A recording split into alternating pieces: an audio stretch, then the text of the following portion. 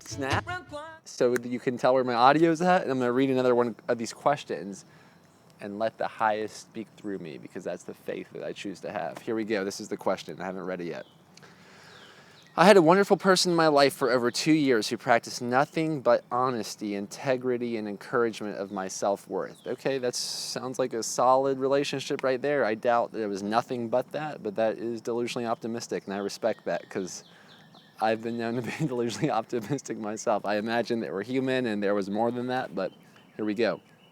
Unfortunately, this person says, I struggled with his bisexuality, and the fact, it's an interesting word. Whenever someone says the fact, it's a bit of a red flag for me, that we do not have the same spiritual values, okay? We were monogamous, and he was always fully committed to me. However, during the relationship, my insecurity, resentment, and mistrust put him in a very emotional, abusive situations that hurt both of us. So your insecurity, resentment, and mistrust put him in a very emotional, abusive situation, okay? We have been apart for 9 months, interesting amount of months. We connected again recently, realizing we both have deep emotional connections with each other. We revisited the thought of being together, but both realized I am still working through my insecurities and fears. Okay, this is great. Once again, as I answered the last question in my last video, let's see how clear we can be with our questions. Are we courageous enough to phrase our question in one sentence? I'm going to keep reading this, but I encourage other people to consider that question about your questions. I made the first step last week to truly let him go and initiate the decision from a place of love and not fear, okay? It was incredibly painful. But now that I have taken that step, I am beginning to see things differently, to feel a different type of confidence, where I see his sexuality and spiritual beliefs were different from mine, but that it never mattered.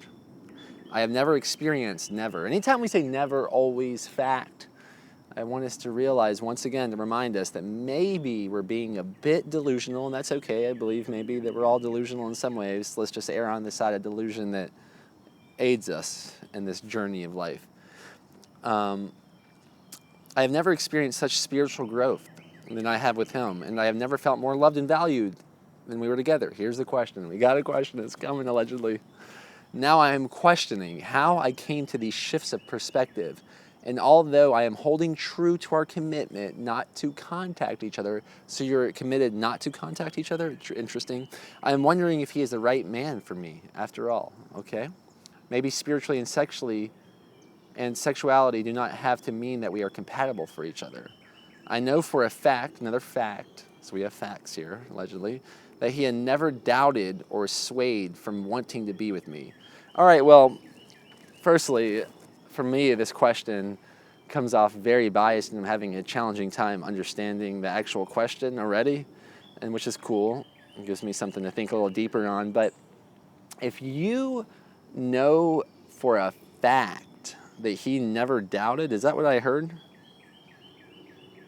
Then I'm going to say that that's not a fact, allegedly, because I think doubt and faith are sometimes two sides of the same coin, and to the degree that we can respect doubt might be to the degree that we respect faith, and maybe maybe, like I said, they're two sides of the same coin. So if you're doubting doubt, maybe you can have faith in your faith, if that makes sense.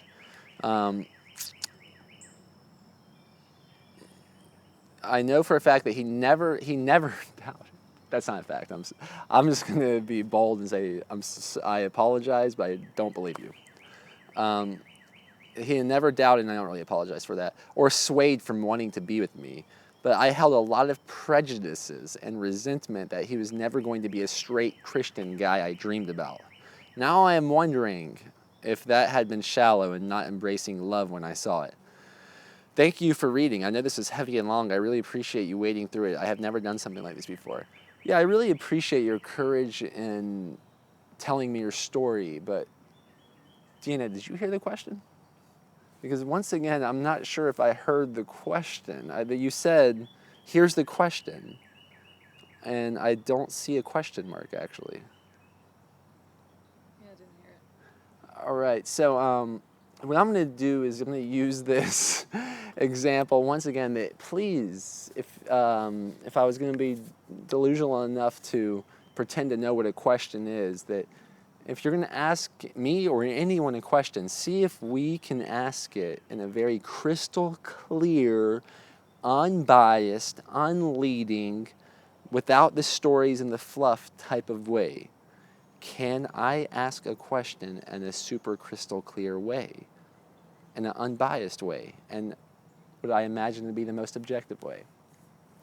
I'm imagining your question here, if I really had to read in between the lines and hear what's not being said, is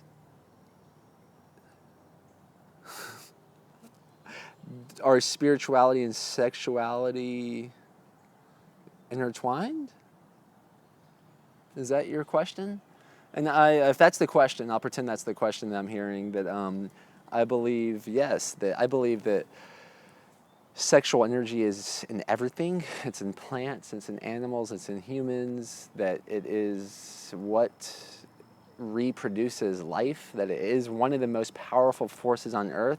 If you've read the book, which was one of the most influential books of all time in the self-development world, of Think and Grow Rich from Napoleon Hill, he goes deep into the idea that the most powerful force that we have to create abundance and financial success in our life is our sexual energy.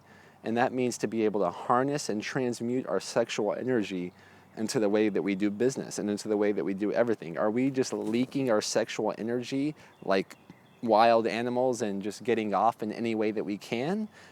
Or are we using our sexuality in a sacred way and using it to express our love to who it matters to the most? Are you going to a party and just looking for attention, and the desperation for your attention, you're just willing to give away yourself sexually in maybe a non-sacred way?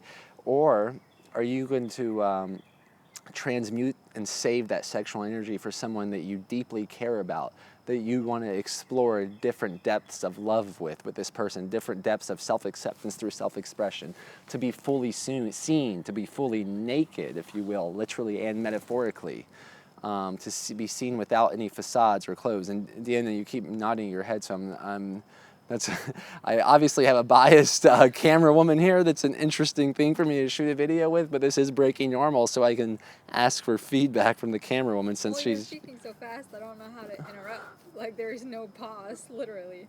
But I guess I just imagine from what I heard that it has more to do with what I imagine a lot of religious people go through, feeling guilt or having this fantasy of only being able to love someone based on agreements.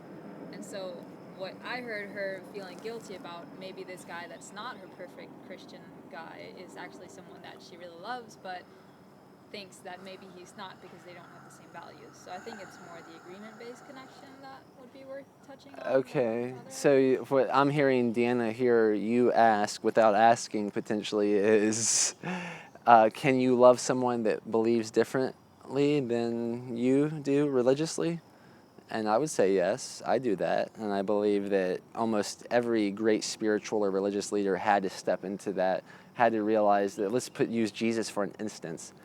Jesus, Yeshua, from my understanding of the Bible, especially since we're talking about Christianity, he was written off as probably a heretic or as blasphemous from the Pharisees, from the current religious perspective of Judaism, that this guy was claiming to be God, and that was not, and then they didn't believe that he was God. They didn't believe he was the Messiah. Therefore, we had to call him out or call him up and eventually catalyze his crucifixion, which he predicted.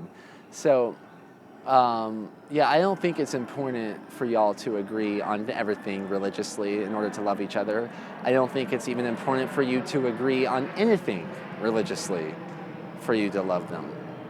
And that's the beautiful thing, in my opinion, about love, is that it knows no boundaries, and that it dissolves maybe the coin of faith and doubt to realize that there's something beyond faith and doubt, and that is unconditional love. That is being able to love someone beyond agreement. So I would say, based on what I heard Deanna hear you say, and when I probably have a lot of people asking me, is it okay to love someone beyond agreement? I would say not only is it okay, but it's what will collectively evolve humanity, for us to be able to see beyond borders, to be able to see beyond sexes, like male, female, to be able to see beyond races, to even be able to see beyond humans versus animals versus mammals versus reptiles versus plants versus fruits versus the earth. Can we love everything unconditional and treat it in a sacred way? That's a great question. I think as long as you're coming from an unconditional loving place, and that means even loving beyond agreement, maybe that even means seeking the people that disagree with you. Not necessarily that's the only people you're seeking, but not to be scared of someone that disagrees with you, but to even be more excited that, wow, I'm in the presence of someone disagreeing with me. I can learn to love this person to a deeper degree. I can be inspired in the sense that maybe I'll learn something new, or they'll learn something new, or we'll both learn something new, and that we can glow in the flow of this disagreement and grow in the flow of this disagreement, rather than allowing it to put up a boundary beyond us connecting. Can you imagine if you only surrounded yourself with people that only agreed with you? And the crazy enough is, I think a lot of people do that, but it's almost like you would rather just, why don't you just make videos of yourself and watch yourself all day instead? If that's what you want. If you only want to be around people that agree with you, why don't you just look in the mirror all day and talk to yourself and see if you can find ways to agree with yourself? Because you will never find anyone, in my opinion, that agrees with you on everything. And how you do some things or how you do everything, and if you're willing to disconnect with someone because their beliefs around sexuality or religion or whatever philosophy, whatever it is, then you're probably disconnecting from yourself in some way, and you're probably disconnecting from the Creator in some way. So yeah, these opportunities to be able to connect with someone, I'm not saying to marry this person or to have a sexual relationship with them, but you can at least explore what this person's sexuality, the difference in their sexuality means to you. And is it something to know for a fact that they never doubted, or is it something for you to explore with an open mind, open heart, and step into the wisdom of insecurity outside of your comfort zone to find out that's where most of the profound growth takes place? So I'm looking forward to reading a question from someone, rather than rather than your projected stories, but that's all good. I'm here to meet you just above where you're at and where you're at. And I trust that you'll be willing to do the same. If someone sees this video and they're like, oh, this guy doesn't know what he's talking about, then maybe I can meet you right above where I'm at.